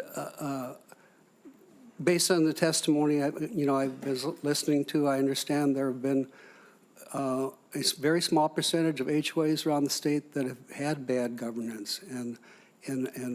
But I think, generally speaking, I think we've got a great deal of people that are working towards improving that. I think that this bill has many, many positive things for it, and it should continue to move forward. I would urge all of you to read the brief that Mr. Jacobson provided, written one. I took the time to read it. Believe it or not, I read the whole bill, and I don't have an insomnia problem, so I was able to get through it. So, I think all the things, I'm not going to be redundant about any of the issues that have been seen in it. One comment on SF 1268, being that most of I've leased over 15 million square feet of retail space in my career, and I agree that there should be no mandated parking because it depends upon the use, depends upon, and if they don't do it right, guess what? The business fails, people learn lessons. Thank you for your testimony. Thank you. Next, we'll hear from Jolene Johnson. After that, Sheila Hawthorne. Welcome to the committee, Ms. Johnson. Please introduce yourself and proceed. Hello, my name is Jolene Johnson. I am a 17-year resident of Heritage Park near North Minneapolis. I'm a Forest member of the Heritage Park Master Association, and I'm here to support this bill and thank the authors and the people who've worked on it for doing many things that are going to be important, for giving homeowners back their rights, and for decreasing the cost of housing in Minnesota. You will see that there's a longer summary of what happened to us, but I'll provide a brief overview. And I should also say the reason that I'm the one here representing it is because many neighbors in my neighborhood association are terrified of our board, not of the current board, but also the attorneys, and they are afraid that they will be charged money. They did not feel comfortable testifying in favor of this bill. They aren't even comfortable turning in their reimbursements for this Minnesota Department of Human Rights complaint. So there's a longer summary, but basically in 2020, our HOA went after our garden that had not changed in 10 years. In this process, we went to board meetings, and they mentioned they were foreclosing on people, and they wouldn't tell us what was happening. I dug through the Hennepin County records to find out that they had foreclosed on 10 Black homeowners during the pandemic, and only Black homeowners, over people who had owed under $600, some of them for small fines. They did not even owe late fees or any late dues. And this apparently would have been all legal, as far as I can figure out, except for they only managed to go after Black homeowners. Because of this, there's a very long story behind this, but everyone was afraid of getting hit with legal charges. We tried to file an attorney general complaint. When we did that, the board's attorney told us that we had hired an attorney. The board billed us $4,000 in their legal fees and told us they would foreclose on our home and take it if we did not pay those bills. And this was trying to defend against discrimination going on in our neighborhood. So there's a lot of stuff that happened. There is a Minnesota Department of Human Rights settlement that these homeowners are getting their money back, but this should not be a requirement. No one should be losing their home over late fees. No one should be facing the things that our neighborhood face. So I just want to encourage you, I appreciate the elimination of legal fees on people. We should not be getting charged for asking questions. We should not be getting charged for trying to prevent our neighbors from losing their homes due to discrimination. That $5,000 limit is important for foreclosures. People should not lose their homes over small dollar amounts. And this is just going to increase the transparency. Government should be doing this. If governments want to take people's homes, that's what should be happening. It should not be up to a bunch of homeowners who get to decide to write their own rules and decide who they don't want living next to them, and not have a government agency that is transparent and able to protect them. So I encourage you to look at all of this in this bill. I greatly appreciate it, and our neighbors greatly appreciate it, even though they did not feel safe coming here to testify in support. Thank you. Thank you for your testimony, Ms. Johnson. We appreciate it. We have Sheila Hawthorne, and after that, Lisa Bartell. Welcome to the committee, Ms. Hawthorne. Please introduce yourself for the record and present your testimony. Thank you for the opportunity to testify. My name is Sheila Hawthorne. I am a certified HUD housing counselor and a foreclosure prevention counselor. Homeowners definitely need more education on HOA responsibilities, which I believe will help reduce foreclosures. Most homeowners don't know that they can be foreclosed on. So if they know this little fact, I think we can prevent more foreclosures from happening. Homeowners, since 2020, Washington County CDA has been tracking pre-foreclosure notices, and we report them quarterly to the Minnesota Homeownership Center. The numbers are concerning. In Washington County, pre-foreclosure notices have nearly tripled, from 58 in 2020 to 165 in 2024. Statewide, 11 housing counseling agencies received 11,453 pre-foreclosure notices in 2024, with 606 being HOA related. HOA foreclosures are among the hardest to resolve because homeowners lack the protections available in traditional mortgage foreclosures. With the mortgage, we can negotiate, work out options with the servicer at no cost to the homeowner. However, with HOA foreclosures, any attempt to negotiate comes with legal fees for the homeowner. I'm going to highlight two cases, but there are two equally important cases in my testimony in which you should have a copy of. So case number one, homeowner sent the required paperwork and voided check to set up automatic HOA payments immediately after purchasing home. A year later, they received a foreclosure notice from an attorney without receiving any collection calls or letters from a property manager. Property manager claims to have never received the paperwork. Homeowner provided a copy of the paperwork sent. It took months to get a balance breakdown from the attorney, by which legal fees had reached $3,600. They are now in federal court for a Fair Debt Collections Practice Act violation. Case number two, A homeowner ballots jumped from 4,849 in January of 2025 to 7,628 in February of 2025, with no explanation for the $3,000 increase. They paid $3,000 to stop the sheriff's sale and agreed to a $300 a month payment plan for the remaining ballots owing. These cases highlight the excessive legal fees, lack of transparency, and unfair treatment of homeowners. For too long, HOA attorneys have had free rein to charge unlimited fees with no oversight, and homeowners have no way to dispute or challenge issues effectively. This bill puts an end to that. In my handout to you, some of my recommendations were addressed in this bill, some were not. We must protect homeowners, especially those who lack the knowledge and resources to fight back. Thank you for your time and consideration. Thank you, Ms. Hawthorne. Finally, we have Lisa Bartell.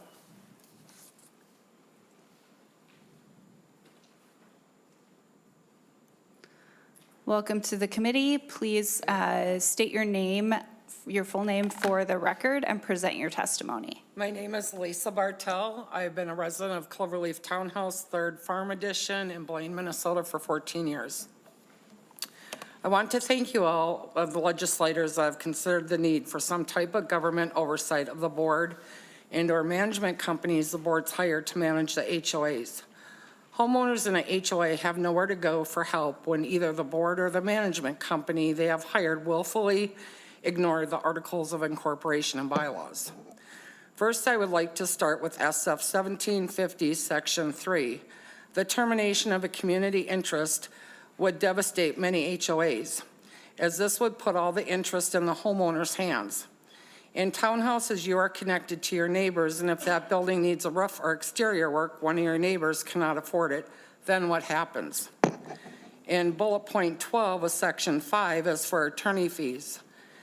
In most of the governing documents, there is also no kind of fees awarded to homeowners that have to litigate against their own association. In this portion of the bill on Section 17, it's not taking into consideration that some HOAs run on a very lean budget. If homeowners are allowed to vote on changing government or governing documents, rules, and regulations, this would put some HOAs in a deficit. There is nothing in place, county, state, or city, that protects a unit owner when a vendor hired by the association or management company does substandard work to our properties and damages our units. Who can the homeowners go to? On Section 11, there needs to be something put into place that in the event that an association is sued by a homeowner for damages, where does the homeowner go to when no one wants to be accountable? They should receive, a homeowner should be entitled to receive money spent on legal fees. The biggest question I have for all of you is who is going to enforce these new laws if they are put into place? Currently, there is nowhere for a unit owner to go for help with many HOA problems. Thank you. Thank you, Ms. Bartell, for your testimony. We'll go to member questions now. Senator Abler? How did you know?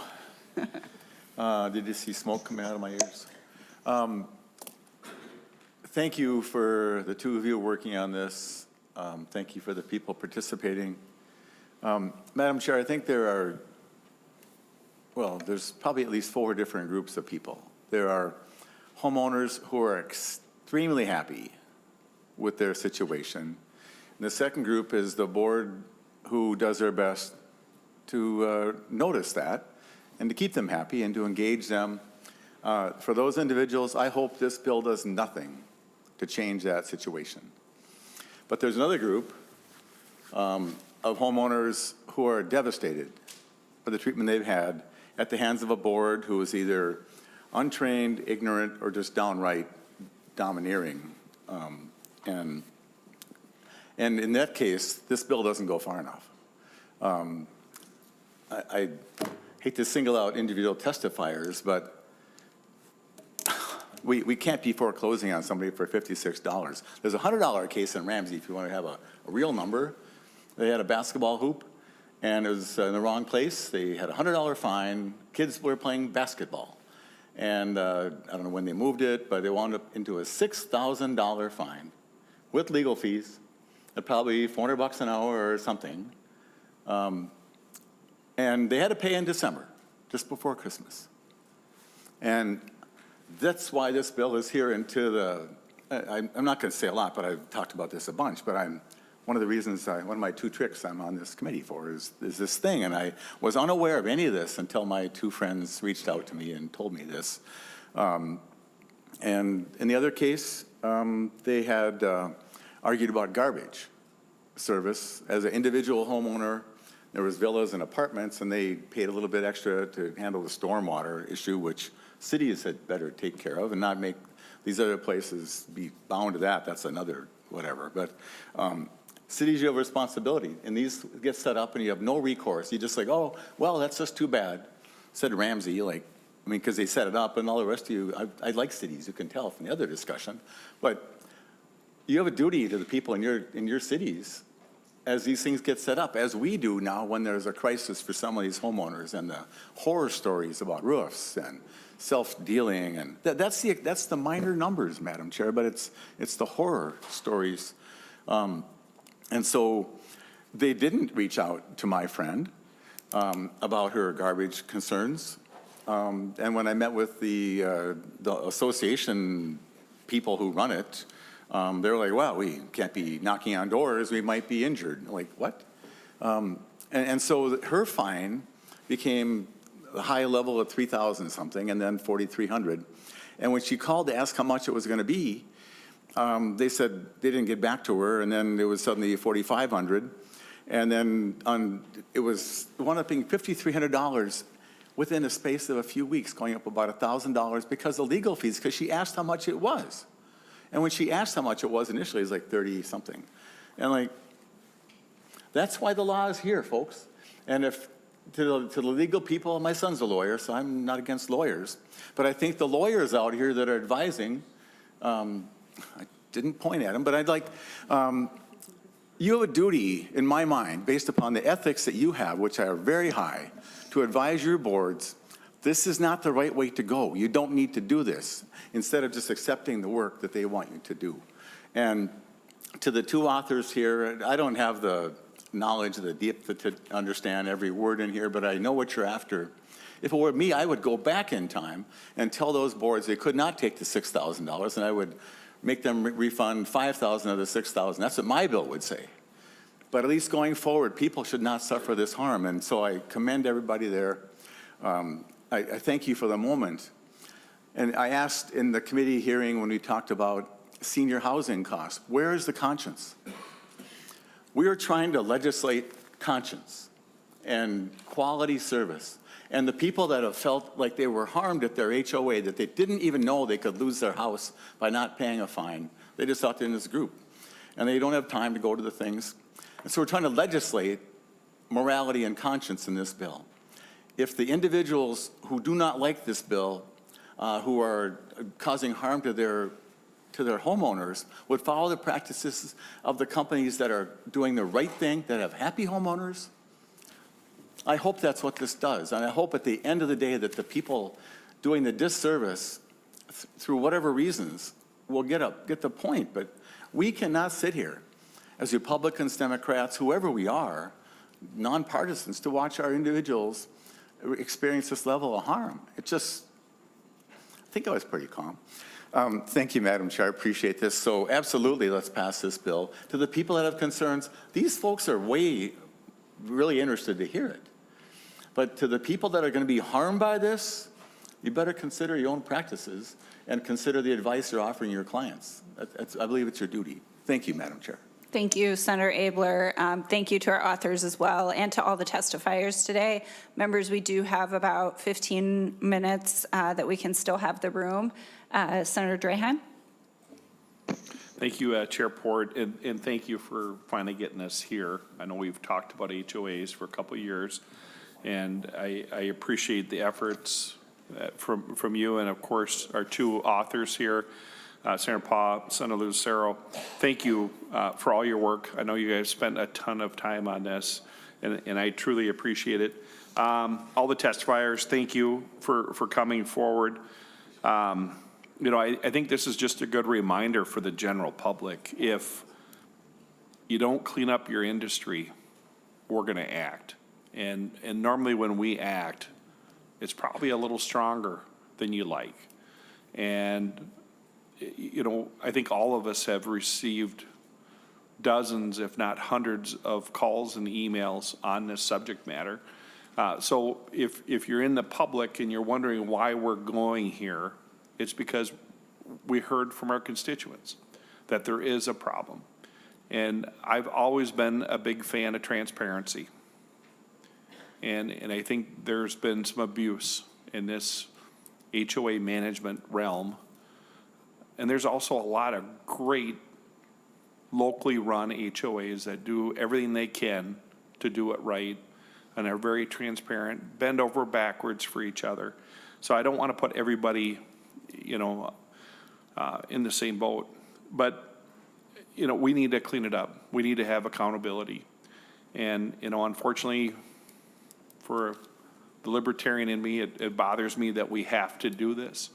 But I don't think we have a choice. And when we look at the percentage of homes, especially the newer homes, that are in some form of HOA, it's mind-blowing. So I just wanted to say thank you. Chairport, we are going to hear this again. Is it going to come back before it goes to the floor? What is the path? From here, it goes to judiciary and then state gov, I believe. So, Chair, if I would love to see it, just even if it's just a brief overview of what changed from today to the other two stops. And I appreciate Priya being here. Always good to see her, and hope I don't have to see her in judiciary. So thank you. Thank you, Senator Draheim. I agree with you. I think, you know, things have drastically changed in this area over the course of the last 20 years. It used to be HOAs were put together for a really specific reason. We have a small neighborhood that's 55 plus. It's mostly seniors now who've been there for 10 or 15 years. They have a great HOA that takes care of snow removal and things like that, keeps a small park in the middle of their cul-de-sac for them to be able to easily walk to and go near each other's homes and stay in community. There's townhome areas in my district that have an HOA because they are tethered together.